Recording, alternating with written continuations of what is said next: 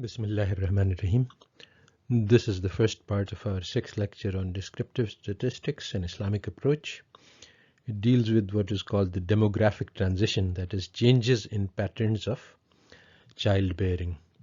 In particular, we want to understand why rich people have fewer children, and is it actually true? What does this finding mean? How can we find this out from statistics? And what are the policy implications of such a finding? This is actually where statistics started, and Fisher was mainly concerned with this problem. And his ideas about this were that the goal of this research is to make the superior races grow faster and drive the inferior races extinct. And this was called the ascent of man, because the evolutionary pool, the gene pool of man, would improve by this process. The problem, and the opposition, and the obstacle to this approach was that the poor were breeding faster than the rich. The poor had more children and the rich had fewer children. So things were going in the opposite direction from what Fisher wanted.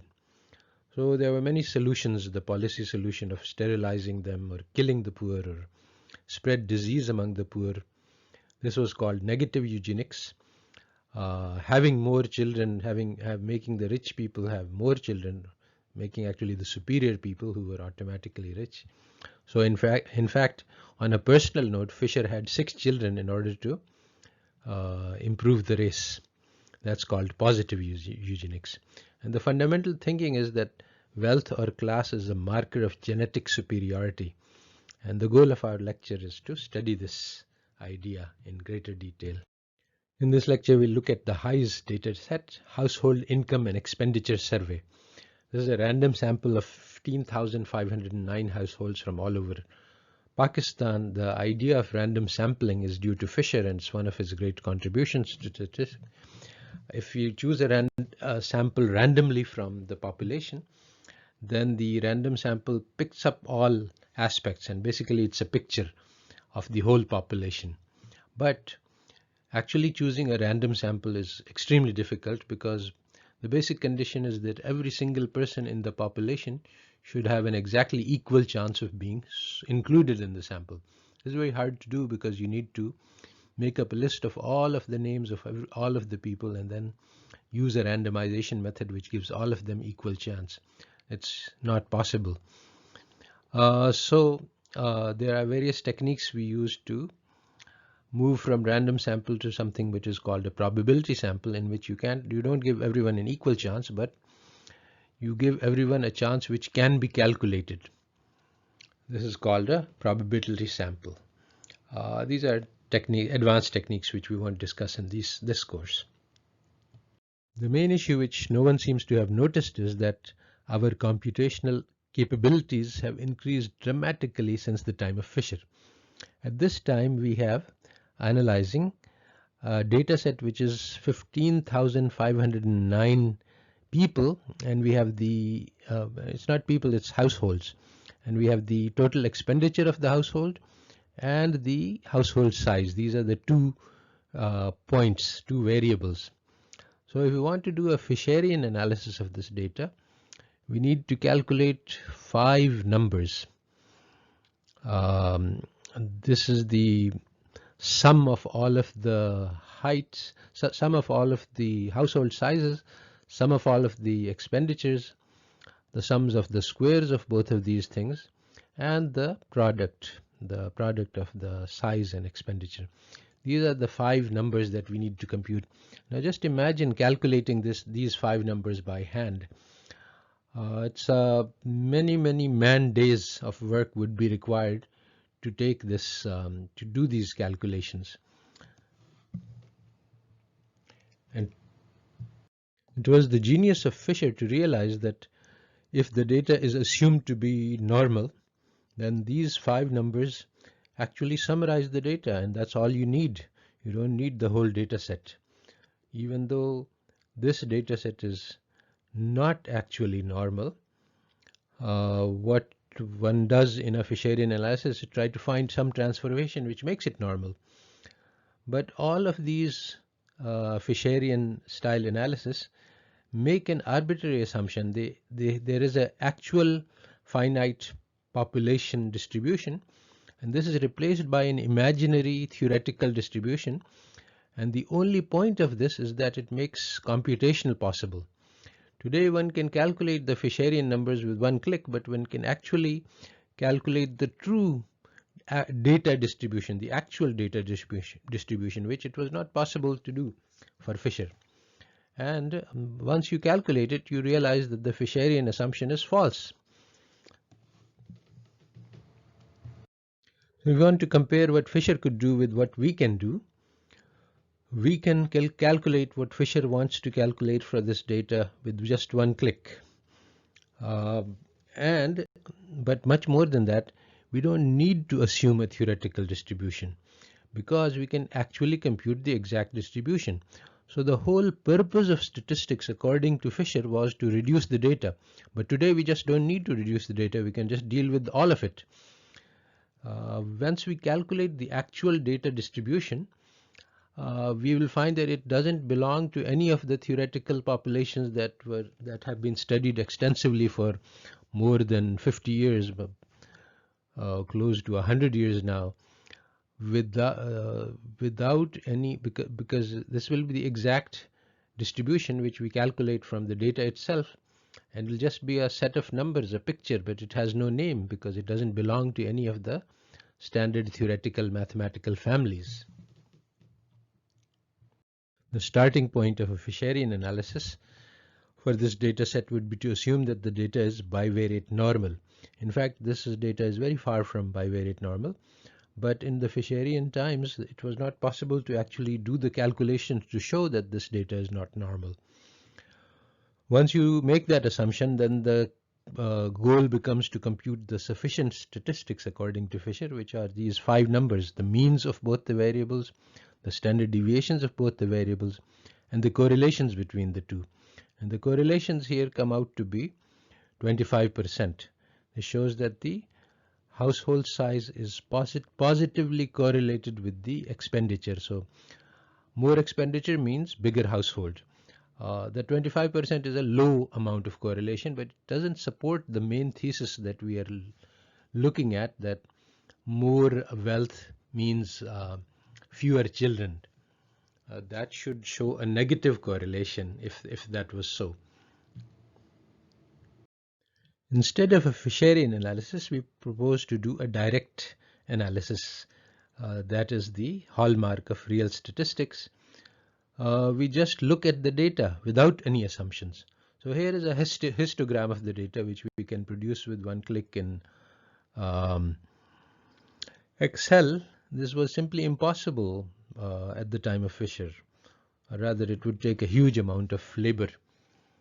So here the histogram of the household size ranges from 1 to 60. However, at about 20, the size, there are very few households have bigger than that size. When we make this graph, what happens is that the main data lies between household size 1 and 20, and then there is outliers going from 20 to 60. By putting them on the graph, we compress the area available to show the 0 to 20, 1 to 20 portion, which is the important part. So this is not a very good graph because it doesn't give us a very good picture of the main part of the data. So issues like this, which are simply not part of conventional statistics, are very important in real statistics, which is how to make a graph which will show us what the data is. This is really one of the central questions of real statistics. Not finding the best assumption to make about the data. So we can clarify the picture by just omitting the households over 20 size and look at the numbers themselves. So if we look at 1, we find that there are 158 households which have only one member, a small number in the 15,000 households. And as we go up in size, we keep increasing the number of households until at size 6 we reach the highest highest number. So the most number, this is actually called the mode. The largest number of households have 6 members, and that is 2,370 households that have exactly 6 members. And then 5 and 7 are on both sides, and then we have numbers keep as the household size increases above 6, the numbers keep decreasing, but they continue up until all the way to 60. Just as we can look directly at the household size, we can also look directly at the income distribution. And this is a picture of the income distribution. This is the first picture. And just like household size, this is extremely long right tail. This is called a skew distribution. This is not symmetric, and this is what tells us this is not a normal distribution. In fact, it is well known that income distributions are skewed to the right. That's because there are a very small number of people with a very large amount of wealth. And so you don't really see them on the graph because they are so few, and yet the scale of the graph is skewed because of their presence. So the graph goes up to a very large value. Better graph would result by splitting this into 2 parts. Now the main thing to note here is that this luxury of just clicking and graphing the income distribution was not available to Fisher. There was no computational capability to do that. And it is almost sure that if this was available, he would not have thought that the main goal of statistics is to reduce the data. We come to the main question of interest. What is the relationship between the expenditure and the household size?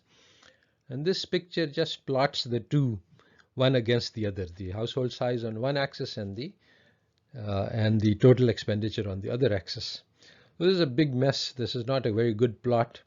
All of the points are concentrated in a big blue puddle where there are thousands of points, and so they just look like this.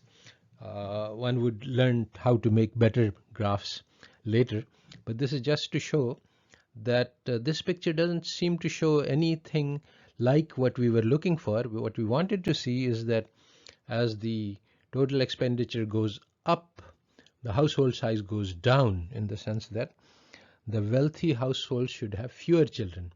But actually this shows that the household size and the total expenditures are positively correlated, as we already saw earlier in the Fisherian analysis. The correlation was 25%. So a bigger household corresponds to more total expenditure. You can get a much clearer picture by changing the way of graphing a little bit. And we say that, all right, let's look at each household size and look at all families which have household size of 1. And then we just compute the average expenditure for all of these families, and it turns out it's 10,000. Then you look at all households with the household size of 2, and then you take the average of their incomes, and that comes out to slightly more than 10,000. And this way, for each household size, at 5 you're up to about 15,000. At 15 you're up to 250,000, and so on. So this is again confirms the basic idea that the bigger the household, the bigger the total expenditure. So actually this is a little bit of a mystery, because we know from our observation that rich people have fewer children and poor people have larger families. So the data seems to be contradicting this. Why? The solution to this mystery involves thinking about the data. What we have is the total expenditure, but the total expenditure is not the right proxy for wealth. What we want to show is look at the relationship between household wealth and the household size. But we don't have household wealth, we only have the total expenditure. So we are using total expenditure as a proxy for wealth, but we should adjust this for the household size. If we take the total expenditure and divide by household size, then we will get the amount of money being spent on each person in the household by that household. So this is the crucial thing, that if you have a household of size 1 which has 10,000 total expenditure and a household size of 2 which has 15,000, the household of size 2 is poorer even though it has larger total expenditure, because the household of size 2 is spending 7,500 per person, whereas household of size 1 is having 10,000.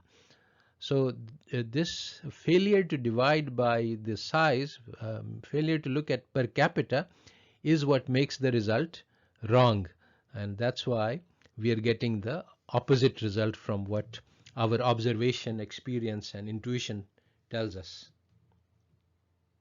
So if we just replace expenditure by capita, per capita, that is, we take the total expenditure and divide by household size, we construct a new variable, and then we do the same plot we did earlier.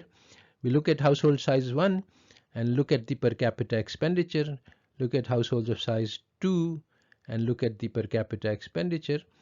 Then we see the relationship that we are looking for. The biggest income, the biggest expenditure occurs at the lowest household size.